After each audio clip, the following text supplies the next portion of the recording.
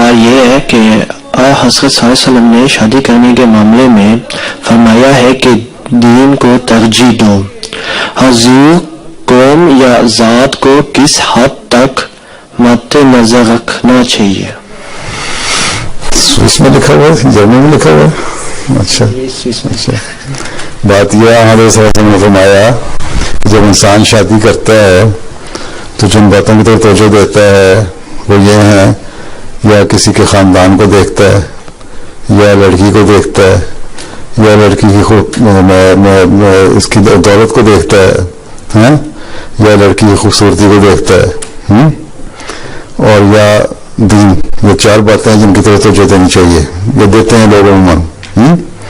تو ایک مومن جو ہے اس کو چاہیے کہ وہ دین کو ترجیح دے، اور اس کے ساتھ اگر سیرت بھی اچھی مل جائے، سیرت تو ظاہر دین ہوگا تو سیرت بھی اچھی ہو جائے گی، صورت اچھی مل جائے اور دولت بھی مل جائے اور خاندان بھی مل جائے تو اسے منع نہیں کیا گیا.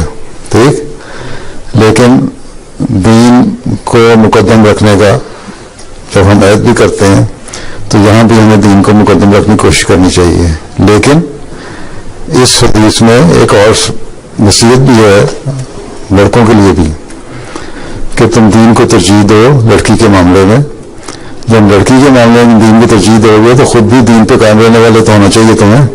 یہ نہیں کہ خود دنیا داری میں ڈوبے ہوئے ہو، نمازیں 5 کے بجائے 3 پڑھتے ہو، دین کے لیے کام کے لیے بلاوا آئے تو کام نہ کرو اور کہو کہ میری بیوی جو ہے وہ دین کو دنیا کو مقدم رکھنے والی ہونی چاہیے، بچوں کی اچھی تربیت کرنے والی ہونی چاہیے.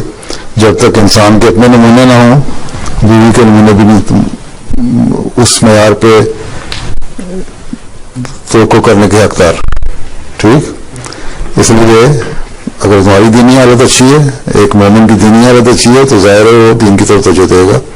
اور پھر اللہ تعالیٰ فضل فرماتا ہے، یہ بھی فرماتا ہے شادیاں کرو، اور رزق جو ہے وہ جب تم شادی کرتے ہو تو رزق کا سامان بھی اللہ تعالیٰ پیدا فرما دیتا ہے.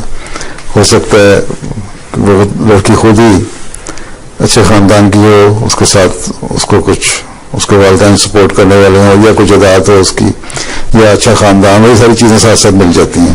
لیکن ترجیح دین کو دو، اور دین کی ترجیح جب لڑکی کے لیے تو خود بھی اپنے آپ کو بھی دین پہ اچھی طرح قائم رکھنے والا ہونا چاہیے.